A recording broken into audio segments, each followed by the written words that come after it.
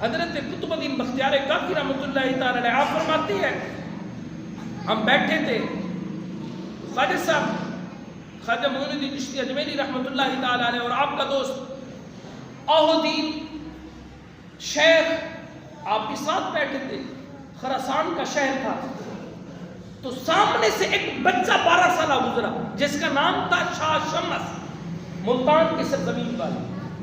تو خواجہ صاحب کی زبان سے بے ساختہ نکلا کہ یہ بچہ دہلی کا بادشاہ بنے گا. جب تک بادشاہ نہیں بنے گا نا اس وقت اس کو موت نہیں آئی. بس خواجہ صاحب کی زبان سے وہ جملہ نکلا، تیر کی طرح نکلا. پھر تاریخ گواہ ہے کہ حضرت شاہ شمس تبریز دہلی کا بادشاہ بنا. تو ولی کی بات نکلی ہوئی پوری ہوئی. پھر تاریخ نے دیکھا، زمانے نے دیکھا، جو 12 سالہ لڑکا اپنی گیند کے ساتھ کھیلتا ہوا جا رہا تھا، ایک ولی نے دیکھا اور نظر کی کہ یہ بچہ عام نہیں ہے، یہ دہلی کا بادشاہ بنے گا. تو دیکھیں لوگ ہوتے ہیں کہتے ہیں بابا شاہی کوئی نہیں. اگر بابے نہ ہوتے نا تو حقیقت کے اندر آج یہاں پہ کلمہ اور اسلام اور یہ اذان نہ گونج رہی ہوتی.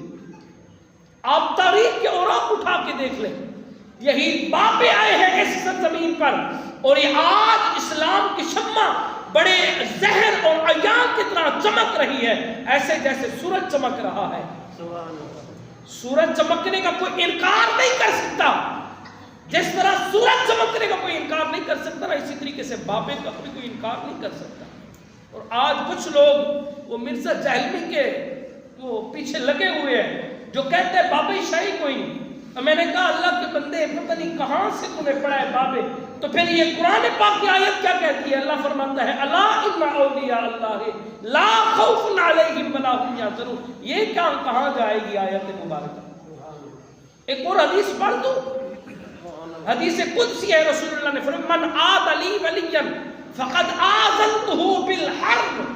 رسول اللہ نے فرمایا کہ اللہ فرماتا ہے کہ جو میرے ولی سے، میرے پیارے سے، جس نے محنتیں کر کے ریاستیں کر کے مجھ تک پہنچا ہے، اللہ اللہ کیا ہے، پھر جو اس سے دشمنی کرے گا، رسول اللہ نے فرمایا اللہ فرماتا ہے میں خود رب ہو کے اس کے خلاف اعلان جنگ کرتا ہوں. اب جو کہتے ہیں بابے شاہی کوئی نہیں، تو پھر اللہ کے بندے تو خدا سے جنگ کر رہا ہے، تو کہاں کھڑا ہے؟